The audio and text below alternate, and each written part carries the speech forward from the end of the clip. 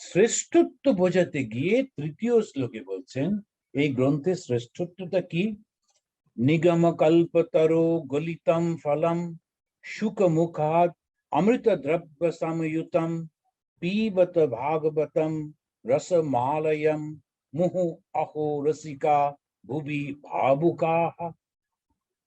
রসিকা ভাবুকাঃ, অহো রসিকা ভাবুকা। এটা খুব সুন্দর একটা শব্দ ব্যবহার করছেন। বলছেন ভাগবতের প্রেমী ভক্তগণ, তুমি যদি রসিক না হও তাহলে বাবু এর মধ্যে ঢুকো না, তোমার ঠিক সুবিধা হবে না। সেজন্য রসিক কাকে বলে? যারা ওটা বুঝতে পারে। তা না হলে শুধু মধু যারা ওই ক্লাসিক্যাল মিউজিকে, যেখানে সারা রাত ধরে ক্লাসিক্যাল মিউজিক হয়, আপনারা কেউ কি গেছেন? এখানে যারা ওটা বোঝে না, কেননা কোনটা ওই সফট একটা হচ্ছে, কোনটা হার্ড হচ্ছে, কোনটা মির, কোনটা কি, কিচ্ছুই জানি না। কিন্তু বিরাট একটা টাকা কিনে প্রথম লাইনে গিয়ে বসে আছি, তারপরে সে আও আও আও করেই যাচ্ছে। আছে কখন গাইবে, বলছে গাইছে তো, তাই নাকি? কি সর্বনাশ! তো আমার তো ঘুম পেয়ে গেল, উঠি কখন? আর প্রথম লাইনে গিয়ে বসে উঠতেও পারছে না, লোকে কি বলে, যে মহা বিপদে পড়ে সারা রাত ওরও কষ্ট, যে গান করছিল সেও বিরক্ত, সামনে বসে বসে ঝুলছে। তো এইরকম হয়, কেননা ও রসিক নয় তো। আর কিছু লোক আছে তারা টিকিট কাটতে পারে না, ওই বাইরে মাইক্রোফোনে শুনছে আর ওই ল্যাম্প পোস্টের গায়ে হেলাম দিয়ে সারা রাত দাঁড়িয়ে আর ভীষণ আনন্দ করছে। যখন একটু গলাটা নামলো, একটু উঠলো, ভীষণ খুশি কিরকম ভাবে। আর ওটা জানতে হবে তো, না জানলে কি করে? সেজন্য বলেন রসিকা। ওই রসের রসিক না হলে কোনো লাভ নেই। যেমন বাঙালিরা মেনলি ওরা ইলিশ মাছ খুব পছন্দ করে, ইলিশ মাছের টেস্টটা ভীষণ ভালো লাগে। কিন্তু যারা ইলিশ মাছ খায়নি, ইলিশ মাছের গন্ধ ওদের প্রাণ বার করে দেবে, ভীষণ কষ্ট হবে। এখন রসিক হতে হবে, তা না হলে কোনো লাভ হবে না। সেই জন্য ওই ভাগবতটা বুঝতে গেলে রসিক না হলে হবে না। অহো রসিকা ভাবুকা। আবার ওই ভাবনার যে ভাবনাটা, যেটার কথা বলা হচ্ছে, সেই যদি ভাবুক তুমি না হও, ওই ভাবনার লোক না হও, ওটাও তোমার ভালো লাগবে না। কেন প্রথমেই ওটা একেবারে ত্যাগ করে দিলে যে তুমি কি ভগবানকে ভালোবাসো, তুই ভগবানের কথা শুনতে তোমার ভালো লাগছে, তাহলে তুমি এসো। কি কোন কথাটা শুনবো আমরা? তখন একটা বলে দিলেন শুক মুখাত। সুখদেব হচ্ছেন যত জ্ঞানী ব্যক্তি আছেন তাদের মধ্যে শ্রেষ্ঠ। তো এই সুখ মুখাত, এই যে জ্ঞানী শ্রেষ্ঠ সুখদেব, ব্যাসদেবের ছেলে, সেই জ্ঞানী শ্রেষ্ঠ সুখদেবের মুখ থেকে এই ভাগবত এসেছে, ওইটা শুনবে। কেন তিনি এরকম বললেন? ব্যাসদেব লিখেছেন এটা বললেই হতো, কিন্তু তা না করে উনি বললেন যে সুখদেব বলেছেন। কেননা জ্ঞানী যে, নিজের দেহবোধ ছিল না যে সুখের, সেই সুখও কিন্তু ভগবানের কথা তিনি অত্যন্ত আদর করে বলছেন। আর আমরা যখন কোনো রেফারেন্স দিই, কোনো বিশিষ্ট ব্যক্তির কথা যখন আমরা বলি, তখন উনি এটা বলেছেন, তখন তার একটা গুরুত্ব থাকে। ও বলেছে, অতটা গুরুত্ব থাকে না তো। সেজন্য বললেন এই সুখদেব বলেছেন সুখ মুখাত ভুবি গলিতম। ভুবি মানে পৃথিবীতে, গলিতম মানে নেমে এসেছে। এই সুখদেবের মুখ থেকে এই পৃথিবীতে এটা অবতীর্ণ হয়েছে, যেন গঙ্গা, এই পবিত্রতার স্বরূপ গঙ্গা যেমন পৃথিবীতে অবতীর্ণ হয়েছেন সুখদেবের মুখ থেকে। নিগম কল্পতর অমৃত রসযুতম। এবারে বললেন নিগম। নিগম শব্দের অর্থ হচ্ছে বেদ। বেদের হচ্ছে জ্ঞান। জ্ঞানের মধ্যে শ্রেষ্ঠ জ্ঞান হচ্ছে আত্মজ্ঞান। প্রচুর নানান রকমের জ্ঞান আছে, বেদের মধ্যে সব রকমের জ্ঞান আছে। শ্রেষ্ঠ জ্ঞান হচ্ছে আত্মজ্ঞান, নিজেকে জানা। আর এইটাই উনি বলতে গিয়ে বলছেন নিগম কল্পতর, যেন ওই যে পুরো জ্ঞানটা একটা কল্পতরু হয়ে রয়েছে। শুধু তরু না, কল্পতরু। কল্পতরু মানে কি? তার কাছে গিয়ে যা চাইবে সেটাই পাবে। অর্থাৎ তুমি যদি মুক্তি চাও, মুক্তি পাবে। ভগবান দর্শন করতে চাও, দর্শন পাবে। সেজন্য বললেন এই যে ভাগবতটা, এটা বেদের যেন একটা গাছ, অর্থাৎ জ্ঞানের একটা গাছ। এখানে গিয়ে তুমি যা চাইবে তুমি তাই পাবে। নিগম কল্পতরু অমৃত রসযুতম, এর যে ফলগুলো সে এত মিষ্টি, অমৃত রসযুতম। এর সমস্ত এই পুরোতে ঘটনাগুলোর মধ্যে অমৃত যেন ঝরছে। ভাগবতম ফলম রসম, ভাগবত নামের এইটা হচ্ছে ফল। এটা উনি উদাহরণ দিয়ে দিয়ে বলছেন, এই ভাগবত আলম মুহু পিবত। আলয় শব্দের অর্থ হচ্ছে যেটা শেষ হবে না, অর্থাৎ লয় শেষ হওয়া মানে যারা মুক্ত হয়ে গেল, যাদের ব্রহ্মজ্ঞান হয়ে গেল, কিন্তু তারপরেও তুমি এই ভাগবতের কথা শুনতে তোমার আনন্দ হবে। আলয়া মুহ পিবত, মুক্ষু লাভের পরেও তুমি এই কথাগুলো শুনবে। একদম প্রথমে বললেন যে সুখমুখা, সুখদেব তো মোক্ষ লাভ করেই ছিলেন, তিনি সদা সর্বদা নির্গুণ ব্রহ্মের মধ্যে তিনি বিচরণ করতেন। ভাগবত বলছেন তখন তার ভীষণ আনন্দ হচ্ছে। সেখানেতে একটা কাহিনী আছে, তো সেইটা আমি পরে বলবো আমাদের এই ভাগবতের মধ্যে দিয়ে। তো এই প্রথম 3টে শ্লোকের মধ্যে মহামুনি ব্যাসদেব এই অসাধারণ গ্রন্থটির সঙ্গে পরিচয় করে দিলেন এবং জগতের ক্ষণিক আনন্দ ত্যাগ করে চিরন্তন ওই দৈব আনন্দে ডুবে যেতে আহ্বান করলেন। ভগবান শ্রীকৃষ্ণ মানব দেহ ত্যাগ করে তিনি চলে যাবেন, এখন তিনি চলে যাবেন স্বধামে। শ্রীকৃষ্ণ 120 বছর বেঁচেছিলেন, তারপরে উনি স্বধাম চলে যাচ্ছেন, অর্থাৎ আবার তিনি যে অবতার এই সেই ঈশ্বরের চলে যাচ্ছেন। যেই মুহূর্তে তিনি কৃষ্ণ চলে যাচ্ছেন তখন থেকে কলিযুগ শুরু হচ্ছে। এখন সত্য, ত্রেতা, দ্বাপর, কলি, এই যে দ্বাপর যুগ শেষ হয়ে যাচ্ছে কৃষ্ণের সঙ্গে সঙ্গে, এই দ্বাপর যুগের পর কি হবে? তখন ঋষি মুনিরা ভীষণ ভয় পেয়ে গেলেন। ওরা বললেন যে কি হবে এখন, কৃষ্ণ চলে যেই যাবেন, আর কলিযুগে মানুষ তার শরীরটাই তার আসল হবে। সে তখন মন নিয়ে, সে তখন আত্মা নিয়ে চিন্তা ভাবনা করবে না। আর যখন শরীরটাই প্রবল হয়, শরীর সম্পর্কেই সবকিছু হয়, তখন সেইটা দানবিক বলে বলা হয়। কারণ শরীরটার জন্যই যেন সবকিছু। এবারে জগতের চতুর্দিকে তাকিয়ে দেখুন, ওইটাই সবকিছু। পেপার টেপারে বারবার ওইগুলোই আসছে, উনি এইটার সঙ্গে পালিয়ে গেলেন, ও এটা এই করছে, বিরাট একটা ঘটনা। ওইটাই কি রিপোর্ট করার আছে? আর কোনো কিছু রিপোর্টের নেই। কিন্তু মানুষ ওইটা জানতে চায়, ওইটা পড়তে চায়। বড় বড় লোকেরা, ফেমাস লোকেরা, তারা এটা সারাক্ষণ, তারা সবার কাছে থাকতে হবে, তো পেপারের মধ্যে নিউজের মধ্যে থাকতে হবে, ওই সবই করছেন। এই শরীরটা ছাড়া কিন্তু কিছুতেই বুঝতে পারে না। ওইটাই হচ্ছে কলি। কলিযুগের সমস্যা হচ্ছে এই দেহবোধ, আর দেহটাই হচ্ছে পশুত্ব। আর কোনো চিন্তা করতে পারে না। যে পশু পাখিগুলো তারা শুধু দেহটা নিয়েই থাকে, কি করে বাঁচবো আর কি করে খাবো, এই দুটোই চিন্তা, আর কিছু নেই। যেমন ওষুধদের বলা হচ্ছে ওই দেহবোধ, ওই দেহটাই ছাড়া আর কোনো কিছু নেই। সেই কাহিনীতে বলছে 2 ভাই, একই মায়ের 2 সন্তান, অদিতি। তো তারা গেছেন পিতার কাছে, পিতা হচ্ছেন সেই বিষ্ণু। বললেন আমাদেরকে উপদেশ দাও। তো পিতা বললেন তত্ত্বমসি, তুমি হচ্ছে সেই সেই ঈশ্বর যিনি, তুমি সে। এবারে 2 ভাই ফিরে যাচ্ছে, বলছে ঠিক বুঝলাম না, চিন্তা করো, ভাবনা করো, তাহলে করে বোঝো। 2 ভাই ফিরতে ফিরতে তারপরে তেষ্টা পেয়েছে, গিয়ে টলটলে পুকুরের জল, ওই জলটা খেতে গিয়ে হঠাৎ ছোট ভাই বলছে, দাদা দেখেছিস, এই তো আমি। তখন তো আয়না ছিল না, ওই পুকুরের জলে নিজের ছবিটা দেখে বলে, এইটাই তো আমাদের বাবা বলেছেন, এই হচ্ছে আমি। এইবার আমার জ্ঞান হয়ে গেছে, আমি বুঝে গেলাম, বাস এই শরীরটাকে রক্ষা করতে হবে, যা কিছু করবো এই শরীরটার জন্যে। আমি শুধু ওই হয়ে গেল দানব। কিন্তু বড় ভাই একটু চিন্তা ভাবনা করে বললো, না তা তো আবার কথা নয়।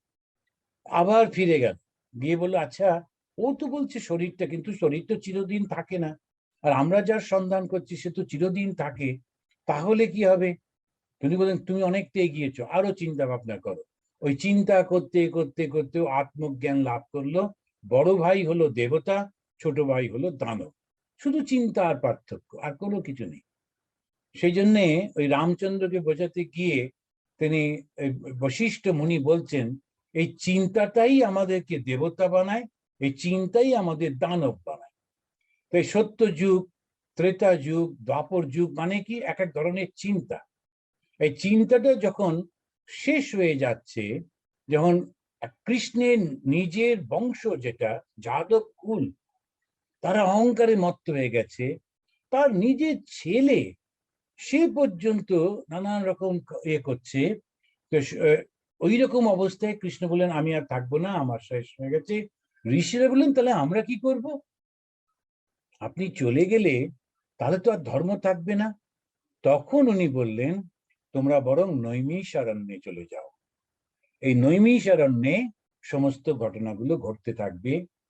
নৈমিষারণ্য কি? আমাদের এই কথাগুলো যখন আমরা বলি, সবসময় একটা নানান রকম এরকম এমন ভাবে বলি যেটাকে ঠিক ঐতিহাসিক ভাবে বোঝানো যায় না, এটা ঐতিহাসিক সত্য বোঝানো যায়। নৈমিষারণ্য বলতে গিয়ে আসলে বলা হলো এমন একটা জায়গা যেখানে দীর্ঘদিন সব লোকেরা তপস্যা করেছে, 1000 বছর ধরে সেখানে তপস্যা হয়েছে। তোমরা যদি ওখানে যাও, ওই তপস্যার ফলটা তোমরা পাবে। তা একটা এনভায়রনমেন্ট তৈরি হয়। যদি আপনারা যখন মন্দিরে আসেন, কোনো একটা আশ্রমে যান, তো গেলেই খুব ভালো লাগছে। কেন ভালো লাগছে? মন্দিরের মধ্যে ঢুকলে কিছুই নেই, ওই ঠাকুরমা স্বামীজির ছবি, কয়েকটা চেয়ার, কয়েকটা বসার জায়গা, আর তো কিছু নেই। তবু খুব ভালো লাগে, খুব শান্তি পেলাম এখানে এসে, এরকম সবাই বলেন। কেন? ওই যে ছোট ঘরটা, ওই যে মন্দিরটা, ওর মধ্যে অনেক জপ ধ্যান হয়েছে, শাস্ত্র পাঠ হয়েছে, ওখানে অন্য কোনো চিন্তা কেউ করেনি। সেই জন্য ওই চিন্তাটা, ওই ভাবনাটা জমাট বাঁধা আছে। এবারে যে ঢুকলো সঙ্গে সঙ্গে তার মনের মধ্যে ওই ভাবটা এসে যায়। সেই জন্যে যারা সৎ লোক, যারা ভালো লোক, যারা ঋষি, তাদেরকে বলা হলো, তোমরা ওই জায়গায় চলে যাও, সব এক জায়গায় থাকো। এই নৈমিষারণ্যের আমরা দেখতে পাই এর রয়েছে, এর সম্পর্কে রেফারেন্স রয়েছে দুটো আরো পুরাণে। একটা হচ্ছে বায়ু পুরাণ আর একটা বরাহ পুরাণ। নৈমিষারণ্য সম্পর্কে হচ্ছে, কেন এরকম নাম হলো? অনিমিষ, অনিমিষ মানে যাদের চোখের পাতা পড়ে না, অনিমিষ। বলুন তো আমাদের কোন দেবতার চোখের পাতা নেই? হ্যাঁ, একদম ঠিক, জগন্নাথ। জগন্নাথ। জগন্নাথ তো বিষ্ণু। তো এই যে বিষ্ণু ভগবান বুদ্ধি দেখেছেন, পরে যদি আবার জন্মায়, হিন্দু হয়ে জন্মালেই ভালো। তো অবশ্যই যদি ওইটাই প্রার্থনা, অসাধারণ বুদ্ধি, অনিমেষ। ভগবান কখনো চোখ বন্ধ করেন না, কেননা তিনি সাক্ষী, সব সময় দেখছেন, চোখটা তাকিয়েই আছেন। ওই জন্যে ওইটাকেই ওই কাঠের মূর্তি বানিয়েছে। কাঠের মূর্তিতে বড় বড় চোখ, চোখের পাতা নেই। অন্যরা দেখলে ভয় পাবে, বাবা ভগবান হিন্দুদের কিরকম দেবতা, দেখলে ভয় পাবে। কিন্তু অসাধারণ একটা সত্য, সেটাকে কি সুন্দর করে ব্যাখ্যা করেছেন। চোখের পাতা নেই, কেননা তিনি অনিমেষা, কখনো চোখ বন্ধ করেন না, সব সময় তিনি দেখছেন। আর দ্বিতীয় হচ্ছে হাত নেই, কেননা কাজের দরকার হয় না, ইচ্ছা মাত্র কর্ম হয়। তৃতীয়, তার পা নেই, কোথাও তাকে যেতে হয় না, কেন তিনি সর্বব্যাপী। ভেবে দেখুন, এই অ্যাবস্ট্রাক্ট আইডিয়াটাকে একটা মূর্তি দিয়ে প্রকাশ করা চারটিখানি কথা। যিনি তৈরি করেছিলেন নানান গল্প টল্প দিয়ে ওটাকে আমরা এমন করে দিয়েছি, কেউ বিশ্বাস করতে চায়। আধুনিক যুগের মানুষ একদম বিশ্বাস করতে চায়। কিন্তু এটা হচ্ছে একটা অ্যাবস্ট্রাক্ট অসাধারণ আইডিয়া, ফিলোসফিক্যাল আইডিয়া, যেটাকে ওই মূর্তির মধ্যে দিয়ে, জগন্নাথ হচ্ছে শ্রেষ্ঠ। তো তিনি অনিমেষ, সর্বত্র তিনি তাকিয়ে আছেন। ওটা বিষ্ণু ক্ষেত্র। বিষ্ণু ক্ষেত্রে চলে যাও, বিষ্ণু ক্ষেত্রে গেলে সেখানে সব কিছু ভালো। ওখানে তোমার ভেতরে এই কলি প্রবেশ করতে পারবে না, কলির কোনো প্রভাব ওখানে পড়বে না। তো সেই জন্যে ওরা ওখানে যাচ্ছেন, সমস্ত ঋষি মুনিরা ওখানে একত্রিত হয়েছেন। এই নৈমিষারণ্যটা যখন পড়ছিলাম মনে হচ্ছিল যেন একটা ইউনিভার্সিটি, অনেক বড় বড় সমস্ত টিচাররা ওখানে রয়েছেন, তাদের ছাত্ররা রয়েছে, সেখানে পঠন পাঠন চলছে, রিসার্চ চলছে। আর রিসার্চ হচ্ছে মনটাকে নিয়ে, জগৎটাকে নিয়ে, এই বস্তুটা কেন এরকম করছে, ওই যখন গ্রহগুলো এরকম পরিবর্তন হয় তখন কি কি ফল হয়, কত রকমের রিসার্চ তখন চলতো। এত অ্যাপারেটাস ছিল না, হয়তো ল্যাবরেটরি ছিল না, তার মধ্যে ওরা ওইটা নিয়ে আলোচনা করতেন। এখানেতে ওই রোমহর্ষণের পুত্র উগ্রশ্রবা সুত এসে প্রবেশ করলেন, একদিন এলেন। এইবারে দেখুন, এই যে একদম আমরা আগেই আলোচনা করেছি একেবারে শুরুতে, সুত বলে যাদের খুব বুদ্ধি থাকতো, যাদের খুব মেমোরি ছিল, তারা নিচু জাতের হলেও তাদেরকে ওই ধর্ম কাহিনীগুলো শুনিয়ে দেওয়া হতো, দিয়ে তারা বিভিন্ন জায়গায় জায়গায় গিয়ে ওইগুলো সব বলতেন, একেবারে ভার্বাটিম যেমনটি শুনেছেন সেটা বলতেন। আর কাদের কাছে বলতেন? ঋষিদের কাছে বলতেন। আর ঋষিরা কেমন করে শুনতেন? টিচারকে তো সবসময় সম্মান দিতে হবে, টিচারকে তো অপমান করলে চলবে না, এই তুই শূদ্র, নিচে বসে ওখানে বলতো কি কি শুনেছিস, এরকম না। সেটা আমরা দেখছি যে ওই যখন ওই এসেছেন, ওরা সব খবর পেয়েছে যে অর্জুনের যে নাতি তিনি মারা গেছেন, এবং সে কৃষ্ণ তাকে প্রথম জন্মের আগে রক্ষা করেছিলেন, ইত্যাদি ইত্যাদি। এই ঘটনাগুলো আমরা পরে পরে আবার আলোচনা করব। তো সেখান থেকেও আসছে, সুখদেব ওখানেতে সমস্ত ভাগবত ব্যাখ্যা করেছেন, তার কাছে শুনেছে, ও বসে বসে শুনেছে, শুনে ও এসেছে। ওর নাম হচ্ছে উগ্রশ্রবা। ও শুনবার জন্য উদ্গ্রীব, ভীষণ শুনতে ভালোবাসে, আর যা শুনে মনে রাখে, সে হচ্ছে উগ্রশ্রবা।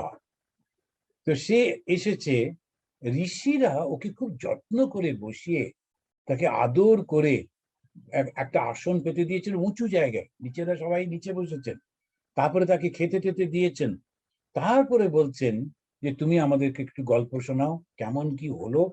তো এই যে প্রশ্নটা করছেন, ওরা জিজ্ঞাসা করছেন, ঠাকুর শ্রীরামকৃষ্ণদেব বলছেন ঋষিরা কত কষ্ট করত, সকাল বেলায় ঘর থেকে চলে গিয়ে তারা ওই ধ্যান ধারণা করত, সেই ধ্যান ধারণার পরে আবার সন্ধে বেলায় ঘরে এসে দুটি খেয়ে তারপরে বিশ্রাম করতো, ঘুমতো।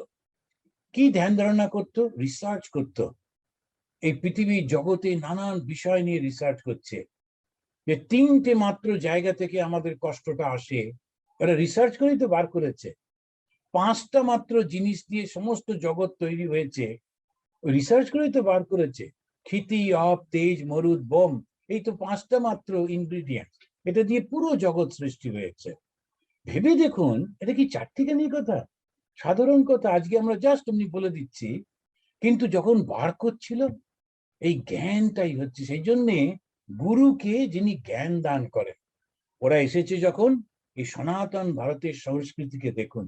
আজকে নিচু জাতে জন্মালে তাদেরকে আমরা ঢুকতে দিই না, ছায়া পড়লে ব্রাহ্মণ তিনি ওকে গালি দিচ্ছেন, মারছেন, নিজে স্নান করছেন। কিন্তু এই নিচু জাতের মানুষটা, সে যখন এই ধর্ম কথা শুনে মনে রেখে আসছে, ঋষিরা তার পা ধুইয়ে দিচ্ছেন। হিন্দু ধর্মকে দোষ দিলে ভুল হয়ে যাবে, সনাতন হিন্দু ধর্ম কখনো এরকম শেখায়নি। জ্ঞানী যে সর্বদা তাকে খুব করে সম্মান করা হয়েছে, জ্ঞানী সম্মান হিন্দুদের মধ্যে ভারতবর্ষে খুব। এই জন্য আমাদের ধর্মগ্রন্থের নাম হচ্ছে বেদ, যে জ্ঞানের একেবারে ভান্ডার।